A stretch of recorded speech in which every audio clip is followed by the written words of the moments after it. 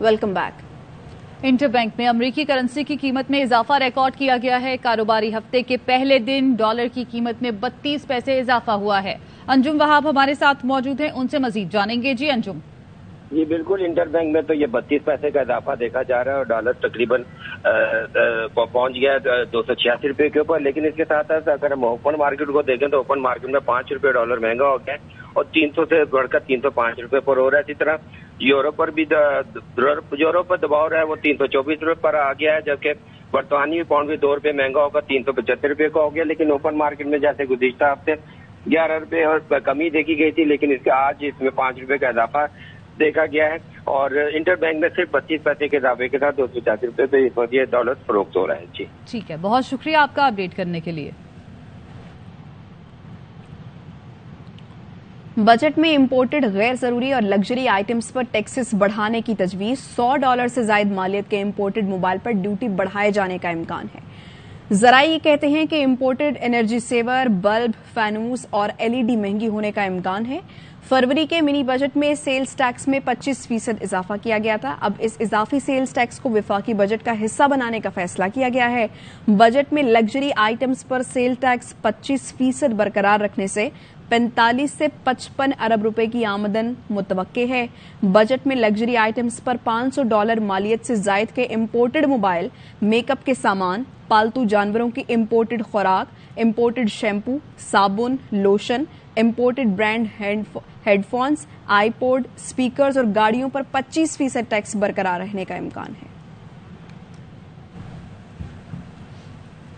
FIA की जानिब से साबिक वजीर आला पंजाब परवेज इलाही के बेटे और 2 बहुओं के खिलाफ मनी लॉन्ड्रिंग केस में रिपोर्ट लाहौर हाई कोर्ट को जमा कराई गई, जिसमें हैरान कुन इंकशाफात हुए। रिपोर्ट के मुताबिक चपरासी कैसर इकबाल भट्टी के अकाउंट से चौधरी खानदान को 32 करोड़ से ज्यादा की रकम मुंतकिल हुई। पंजाब असम्बली में मुबैना गैर कानूनी भर्तियों के मुकदमे में गिरफ्तार चौधरी परवेज इलाही को सिक्योरिटी ब्लॉक में रखा गया है। जेल हुकाम के मुताबिक परवेज इलाही की मेडिकल टेस्ट की रिपोर्ट्स नॉर्मल थी। चौधरी परवेज इलाही को जेल का खाना फराहम किया जाएगा, घर के खाने की इजाजत नहीं होगी। लाहौर एंटी करप्शन के मुकदमात में कैद मुलजिमान की मुलाकात पीर और जुम्मेरात को कराई जाती है। परवेज इलाही से किसी एक दिन फैमिली रूटीन की मुलाकात कर सकेंगे। लाहौर कैंप जेल के सिक्योरिटी ब्लॉक में पहले राना सनाउल्लाह को भी रखा गया था। डॉक्टर यास्मीन राशिद के जिना हाउस पर हमले के वक्त मौजूदगी साबित हो गई। पंजाब फॉरेंसिक साइंस एजेंसी ने डॉक्टर यास्मीन राशिद की रिपोर्ट जारी कर दी। फॉरेंसिक रिपोर्ट के मुताबिक हमले के वक्त की 3 ऑडियोज और वीडियोज डॉक्टर यास्मीन राशिद ही की हैं। फोटोग्रामेटिक टेस्ट में यास्मीन राशिद की जिना हाउस में मौजूदगी पाई गई। Videos, audio SP cantt investigation की तरफ से फॉरेंसिक साइंस एजेंसी भिजवाई गई थी। 9 मई वाक़े के 10 गवाहों ने भी अपने बयानात में डॉक्टर यास्मीन राशिद को कोर कमांडर हाउस हमले का मरकजी मुलजिम नामजद किया। अदालत ने FIR में नाम दर्ज न होने की बिना पर डॉक्टर यास्मीन राशिद को जिना हाउस मुकदमे से डिस्चार्ज करके रिहा करने का हुक्म दिया था। मुकदमे के मुद्दई ने यास्मीन राशिद का नाम मुकदमे में शामिल करने की भी दरख्वास्त दे दी।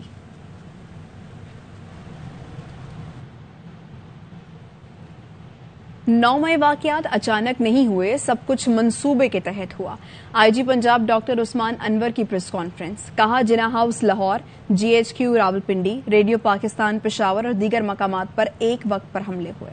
जिना हाउस हमले के एक और मरकजी सरगना अली रजा का बयान सामने आ गया। अली रजा का कहना है कि 9 मई को पहले से तयशुदा प्लान के मुताबिक शरपसंदी का हिस्सा बना।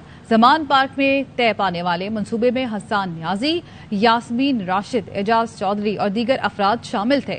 फौज मुखालिफ तकारीर से मुतासिर होकर हम लोग जलाओ घिराव का हिस्सा बने। अली रजा है और मैं उकाड़ा का रिहायशी हूँ।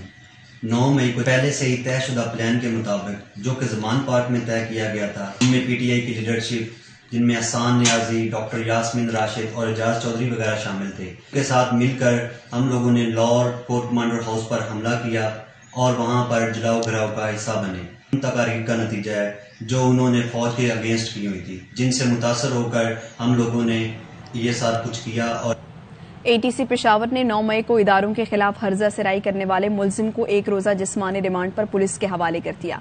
तफ्तीशी अफसर का कहना है मुलजिम की वीडियो सोशल मीडिया पर वायरल हुई थी। मुलजिम ने गिरफ्तारी से बचने के लिए भेस बदल रखा था।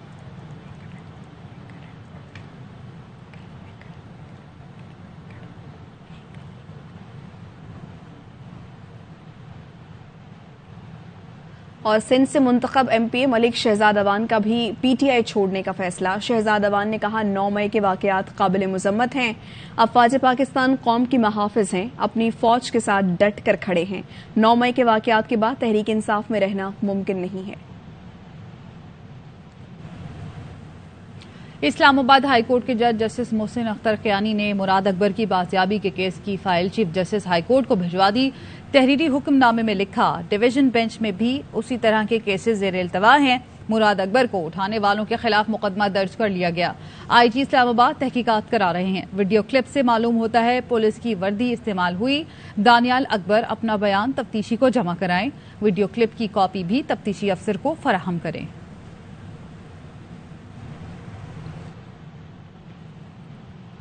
جہانگیر ترین نے کوئی رابطہ نہیں کیا, فواد چودھری رابطے میں ہیں. انسداد دہشت گردی عدالت پیشی پر اسد عمر کا صحافیوں کے سوال پر جواب. دباؤ سے متعلق سوال پر کہا یہی دباؤ ہے کہ ہر روز کسی نہ کسی عدالت میں پیش ہو رہا ہوں.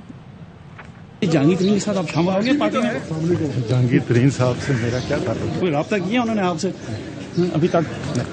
کچھ بھی.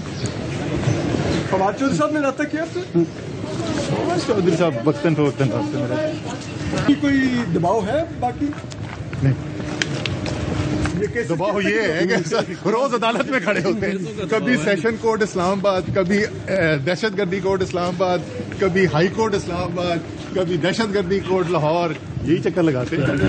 اڈیالہ سے آئے ہوئے 1 ڈیز جو ہیں 7-8 ہوئے ہوں گے. میرے خیال میں 8 سے زیادہ عدالتوں کے میں چکر لگا چکا ہوں. واڈا صاحب کس کے لیے کام کر رہے ہیں؟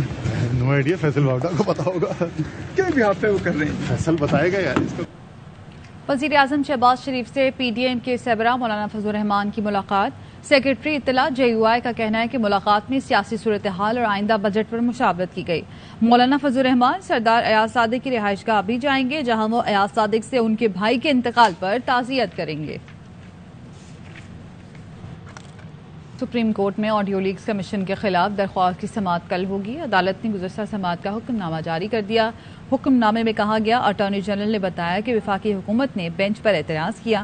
وفاق نے ججز کے خلاف تحریری درخواست دی ہے. رجسٹرار آفس وفاقی حکومت کی درخواست کو رجسٹر کرے.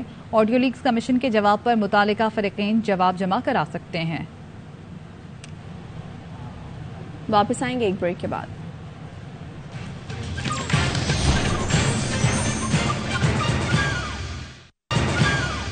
Welcome back. کے ای ایس سی کی نجکاری کے خلاف جماعت اسلامی کی درخواست پر سپریم کورٹ میں 8 سال بعد سماعت ہوئی. چیف جسٹس عمر عطا بندیال نے ریمارکس دیے. پرانے مقدمات اس لیے مقرر کر رہے ہیں تاکہ دیکھ سکیں کیا یہ لائیو ایشو ہے. کے ای ایس سی کی نجکاری کو 18 سال ہو چکے, کئی ڈیولپمنٹ ہو چکی ہیں. آپ درخواست کو اپ ڈیٹ یا اپ گریڈ کر لیں تو اچھا ہے. پہلے ہائی کورٹ سے رجوع کر لیں, پھر سپریم کورٹ آ جائیے گا. معاشی معاملات میں ہماری مہارت نہیں, اس لیے مداخلت نہیں کریں گے. جسٹس عطا من اللہ نے کہا یہ پالیسی میٹر ہے, پہلے مناسب فورم پر جانا چاہیے. جسٹس عائشہ ملک نے ریمارکس دیے اب تو ادارے کی نجکاری ہو چکی. ادارہ طویل عرصے سے کام بھی کر رہا ہے, جس پر جماعت اسلامی کے وکیل نے موقف اپنایا. کئی معاملات حل طلب ہیں, سنا جائے گا تو بتاؤں گا. عدالت نے سماعت کل تک ملتوی کر دی. کراچی میں پی ٹی آئی رہنما ملک شہزاد اوان نیوز کانفرنس کر رہے ہیں. پورے ملک کے اندر جو سیاسی صورتحال جو چل رہی ہے, یہ نہیں کہ آج 20 یا 25 دنوں کے بعد ہمیں احساس ہوا ہے کہ ہم 9 مئی کے واقعے کی میں مذمت کر رہا ہوں. جس دن یہ واقعہ پیش آیا جو لاہور کے اندر جناح ہاؤس اور میرے آبائی شہر میاں والی ایم اعظم کا طیارہ ہو یا جی ایچ کے او پہ جو اٹیک ہوا, میں نے پہلے بھی مذمت کی اور آج ایک دفعہ پھر بھرپور الفاظ میں اس کی مذمت کرتا ہوں جو 9 مئی کو جو واقعہ پیش آیا. اور ساتھ میں یہ ڈیمانڈ بھی کرتا ہوں کہ جن شرپسند عناصر نے ہمارے عسکری منصبات پر جو اٹیک کیے ان کا تعلق کسی بھی جماعت سے ہو, ان کو عبرت ناک سزا ملنی چاہیے تاکہ آئندہ کوئی ملک دشمن وہ یہ ہمت نہ کر سکے.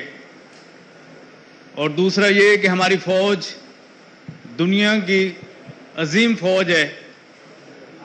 مجھے اپنی فوج پہ ہمیشہ سے فخر رہا ہے اور اپنی فوج کے اوپر میں فخر کرتا ہوں. اور میرے اپنے آبائی شہر میرا تعلق جس طرح سے آپ کے دوستوں کے علم میں میاں والی سے ہے اور بہت سارے میاں والی کے اندر بھی ہمارے شہداء ہیں. تو اس شہداء کی بے حرمتی جو ہے وہ کسی صورت قابل قبول نہیں ہے. دوسری بات یہ کہ پی ٹی آئی کے ساتھ میرا جو تعلق وہ پچھلے 20 سالوں سے ہے. میاں والی سے سیاست عمران خان صاحب کو شروع دن سے ہی ہم نے سپورٹ کی. ہمارے بڑوں نے, ہماری برادری نے 1997 کا پہلا جو الیکشن عمران خان صاحب ہمارے میاں وہ سیٹ ہار گئے.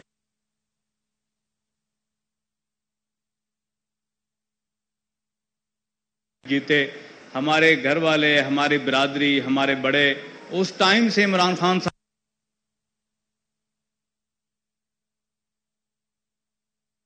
کہ میں نے سوچا بھی نہیں تھا کہ یہ دن آئے گا کہ میں یہ کا اظہار کروں گا کہ پی ٹی آئی سے علیحدگی کا ہم سوچ بھی نہیں سکتے تھے.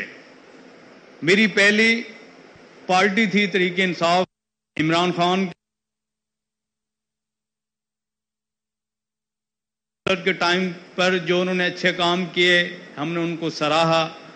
اور ہمارے گھر میں, ہمارے گاؤں میں نمبل یونیورسٹی کی صورت میں عمران خان نے ہمیں جو تحفہ دیا, جس کی زمین ہمارے بڑوں نے, ہمارے گاؤں کی برادری نے عمران خان صاحب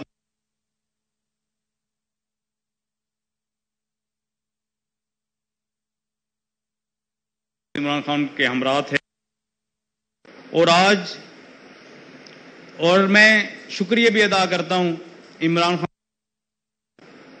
کہ انہوں نے ہمیشہ چھوٹے بھائی کی طرح عزت دی. جب ان سے ریکویسٹ ملنے کا, میٹنگ کا, تو ان کی طرف سے کبھی بھی انکار نہیں رہا. شاید میں کراچی کے ان ایم پی ایز میں یا کراچی کی اس لیڈرشپ میں میرا نام تھا کہ جب چاہوں, جس وقت چاہوں. خان صاحب پرائم منسٹر تھے تب بھی میری ان سے ملاقاتیں ہوتی رہیں. بہت سارے لوگ آج پارٹی چھوڑ کر جا رہے ہیں تو ساتھ میں وہ یہ بھی کہہ رہے ہیں کہ خان صاحب نے کبھی میرے حوالے سے ٹویٹ نہیں کیا یا میرے حوالے سے کبھی انہوں نے ہمیں ڈسکس نہیں کیا. تو ہم ان لوگوں میں سے نہیں ہیں. میرا تعلق عوام قبیلہ سے ہے. جن لوگوں کے بھی ہمارے اوپر احسانات ہوتے ہیں ہم اپنی نسلوں کو بھی بتا کر جاتے ہیں کہ فلاں شخص نے, فلاں لوگوں نے ہمارے اوپر احسان کیا تھا. تو آج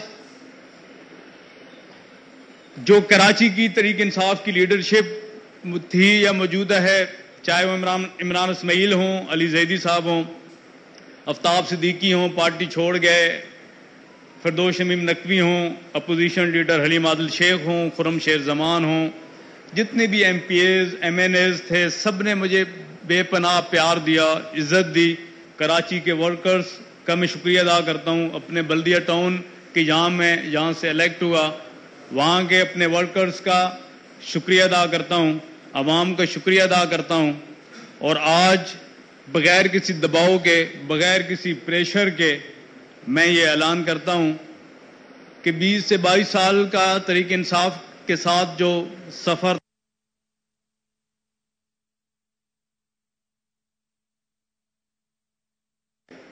میں علیحدگی کا اعلان کرتا ہوں. تحریک انصاف سے اپنی رائے جو ہیں وہ الگ کرتا ہوں. اور میں پھر سے یہ کہوں گا کہ بہت زیادہ امیدیں ہمیں عمران خان, ہم نے بہت زیادہ امیدیں لگائی ہوئی تھیں.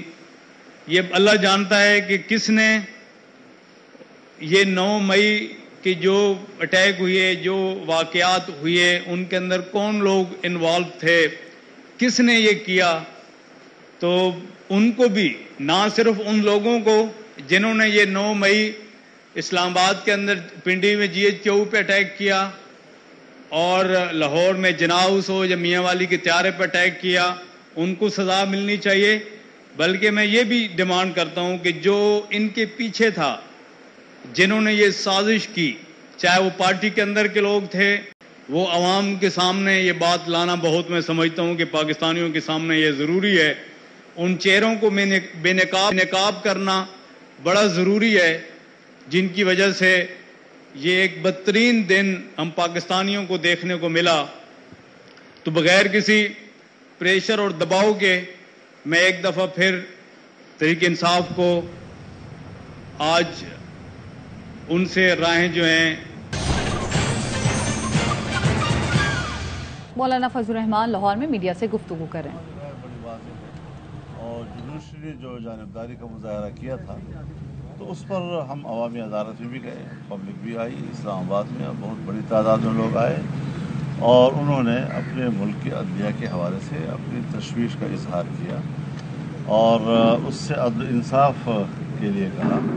جانبداری کا جو رویہ ہے اس کو لوگوں نے محسوس کیا ہے. ہم ان کے خیر خواہ ہیں, ان بدخواہ نہیں ہیں, لیکن بہرحال ہمارے ملک کا ادارہ ہے. اگر ان کی کسی کارکردگی پر پبلک کو اعتراض ہوتا ہے تو جمہوریت میں یہی ہوتا ہے کہ عوام اپنی رائے دیتے ہیں اور ان کو عوامی رائے کا احترام کرنا. مولانا صاحب نے کہا کہ گزشتہ سالوں میں ہم نے دیکھا کہ تحریک لبیک کی جانب سے مظاہرے کی گئی جن میں اتنے تشدد واقعات ہوئے کہ پولیس والے بھی اس میں جاں بحق ہوئے, شہید ہوئے, لیکن ریاست نے نہ صرف ان کو معاف کیا بلکہ اس جماعت کے اوپر جو پابندی لگی تھی اس کو بھی ختم کر دیا. اب ایک سیاسی جماعت ہے جس کے کارکنوں کی جانب سے کچھ ایسے واقعات آئے, کچھ تشدد واقعات ہیں, اس کے اوپر واقعات ایسے ہیں, معاملات ملٹری کورٹ میں چل رہے ہیں, ان کے لیے ریاست کی جانب سے کوئی معافی کی گنجائش ہے؟ دیکھیے بنیادی بات یہ ہے کہ ان کے جو مظاہرے تھے وہ سیاسی نوعیت کے تھے, قانون کے اندر تھے اور سڑکوں پہ تھے. کوئی انہوں نے ریاستی اداروں پہ حملے نہیں کیے, کوئی KHQ پہ حملہ نہیں کیا اور نہ کوئی کور کمانڈر پہ کیا, نہ قلعہ بالا حصار پہ کیا, نہ کوئی فوجی قلعے پہ کیا. تو ایسی کوئی بات اس وقت تو ہمیں نظر نہیں آئی. پھر ان پر تشدد جب ہوتا تھا تو ضرور ہم احتجاج کرتے. مولانا صاحب یہ فرمائیے گا کہ پہلے جو ہے نون لیگ کے رہنما یہ بیان دے رہے ہیں کہ پاکستان تحریک انصاف پر بطور سیاسی جماعت پابندی نہیں لگنی چاہیے, تو کوئی واضح موقف ہے پی ڈی ایم کے اس حوالے سے کہ کیا پابندی لگنی چاہیے؟ دیکھیے میں ابھی سوال کا جواب مکمل نہیں کر چکا تھا. اگر وہ مکمل کروں گا تو آپ کا جواب بھی اس میں آ جائے گا. اب سوال یہ ہے کہ انہوں نے تو ریاستی اداروں پہ حملہ کیا ہے. جب آپ GHQ پہ حملہ کریں گے اور کور کمانڈر کے گھر پہ جائیں گے, قلعہ بالا حصار پہ جائیں گے, آپ چکدرہ کے ان کے قلعے پہ حملہ کریں گے تو پھر RB ایکٹ حرکت میں آئے گا. ظاہر ہے کہ وہ مستقل مدعی بن گئے جب. لہذا اس حوالے سے بالکل ایک نئی صورتحال ہے جس کو ماضی کے کسی واقعے پر قیاس نہیں کیا جا سکتا. جب سے ہم نے بھی کیا ہے اور جتنا بھی میڈیا نے اور بین الاقوامی میڈیا نے عمران خان کے جلسوں کو پروجیکٹ کیا, اس وقت بھی ہمارے جلسوں کے مقابلے میں ان کے جلسے جلسڑیاں تھیں, لیکن وہ پروجیکٹ ہوتا رہا. لیکن کوئی خلاف ورزی قانون کی نہیں ہوئی. ہم تو ابھی بھی کورٹ کے سامنے گملوں کی بھی اور پھولوں کی بھی اور ان کی کیاریوں کی بھی حفاظت کر رہے تھے. تو اس صورتحال میں اب RB ایکٹ جو ہے وہ ضرور اب حرکت میں ہے اور وہ بھی ایک ایکٹ ہے اور اس کا بھی قانون میں ایک حیثیت ہے, کوئی ایسا نہیں ہے. اور پھر اس کے خلاف اپیل بھی ہو سکتی ہے, یہ بھی نہیں کہ اس کے خلاف اپیل نہیں ہو سکتی. ریگولر کورٹس میں اس کے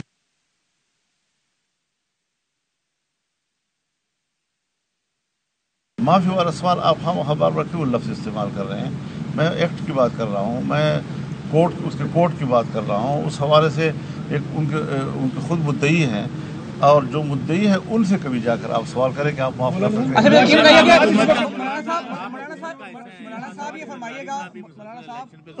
تو پی ڈی ایم کے سربراہ کے طور پہ آپ سمجھتے ہیں کہ الیکشن جو ہے وہ اس سال ہونے چاہیے, الیکشن کی ڈیٹ؟ دیکھیے ہم نے ماضی میں جتنے فیصلے کیے ہیں اختلاف رائے کے باوجود ہم ایک اتفاق رائے پر پہنچے ہیں اور ہم نے فیصلے کیے, چاہے عدم اعتماد کا ہو, چاہے اب الیکشن کی بات آئے گی تو اس پر بھی ایک متفقہ فیصلے کی ہم کریں گے. ہم الیکشن کے لوگ ہیں. ہم نے 14 ملین مارچ کیے یا اسلام آباد کا آزادی مارچ کیا, لاکھوں لوگوں کے اجتماعات کیے, اس میں ہم نے الیکشن ہی کی مطالبات کیے. ہم نے 2018 کے الیکشن کو تسلیم نہیں کیا ہے. ہم کسی معاملے میں 2018 کے نتائج کو معیار تسلیم نہیں کرتے. لہذا اب نیا الیکشن ہوں گے اور یہ ملک کے حالات معاشی لحاظ سے جو اس وقت آپ سوال کر رہے ہیں،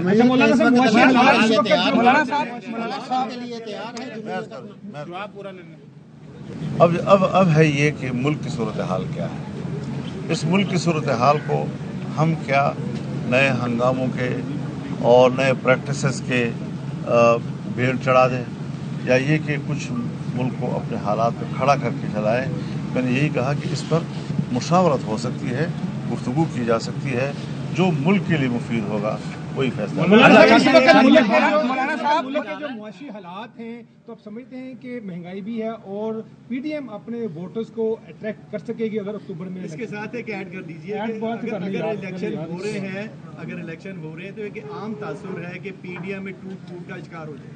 آپ کا کیا پی ڈی ایم میں بڑا کلیئر کر دوں کہ پی ڈی ایم انتخابی اتحاد نہیں ہے، اور انتخابی اتحاد میں زیادہ سے زیادہ ہم علاقائی سطح پر ڈسٹرکٹ لیول پر ایڈجسٹمنٹ کر سکتے ہیں. تو ہمارا اتنا ایک تعلق ڈیولپ ہوا ہے کہ انتخابی ایڈجسٹمنٹ ہمارے لیے آسان ہوگی تمام صوبوں کے اندر. تو اس حوالے سے کوئی ٹینشن نہیں ہے. لیکن باہر اپنے پارٹی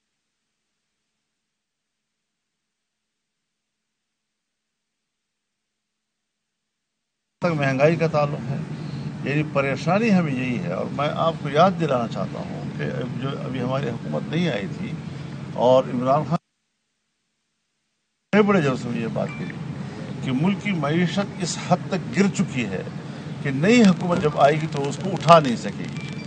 اور جب نئی حکومت آئی تو اس پر بھی میری ابتدائی تجاویز یہی تھی کہ ہمیں فوراً الیکشن کی طرف جانا چاہیے. لیکن جب سب دوستوں نے کہا کہ نہیں ابھی ہمیں حالات اپنے ہاتھ میں لے لیے ہیں تو پھر ذمہ داری کو ذمہ داری سمجھنا چاہیے.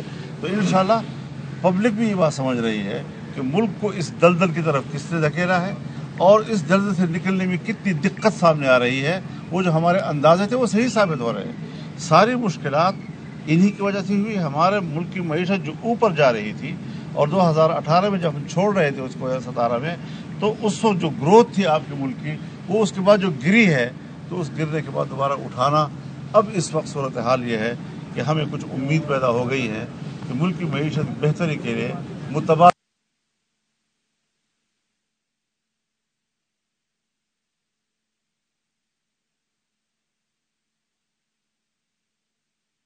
پہلے بھی نہیں کر رہے تھے اور اب بھی نہیں کر رہے. اچھا یہ بتائیں پی ٹی آئی کے اوپر مولانا پی ٹی آئی پہ پابندی کی باتیں بھی ہو رہی ہیں، آپ بتائیں آپ کی ذاتی رائے کیا ہے؟ پابندی لگنی چاہیے کہ یہ فیصلے کورٹ نے کرنے ہیں، اور اگر کورٹ یہ سمجھتا ہے کہ اس کو پابندی ہو جانی چاہیے تو خس کم جہاں پاک. مولانا صاحب ابھی آپ کی میاں شہباز شریف صاحب سے ملاقات ہوئی ہے. پہلے نون لیگ کے اندر ایک ڈفرینٹ بیانیہ دیکھنے میں آ رہا تھا، مریم نواز مذاکرات کی حامی نہیں تھی. کیا اب شہباز شریف صاحب بھی اسی موقع پر آ چکے ہیں کہ تحریک انصاف سے کوئی مذاکرات نہیں ہونے چاہیے؟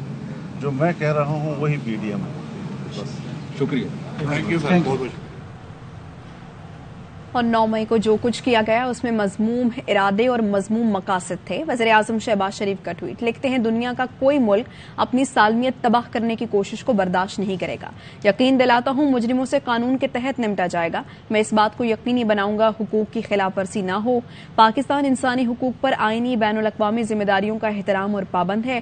وزیر اعظم شہباز شریف کی جانب سے ٹویٹ کیا گیا اور کہا گیا بین الاقوامی ذرائع ابلاغ کو انٹرویوز میں کھلے عام غلط معلومات فراہم کر رہے ہیں.